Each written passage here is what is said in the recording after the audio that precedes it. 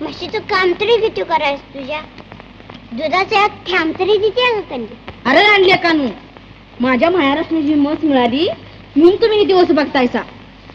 आता कुठं 10-5 वर्षात ती आटली या म्हणून तुमची जीभ चुरचुरायला लागली होय. माझी बाई ती लई पायगुणाची.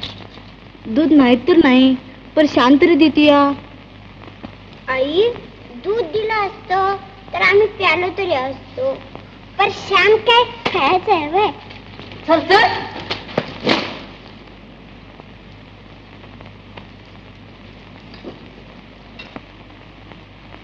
माझी बाई ती माहेराची मंगळाई,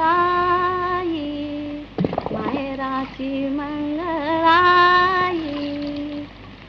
माहेराची मंगळाई.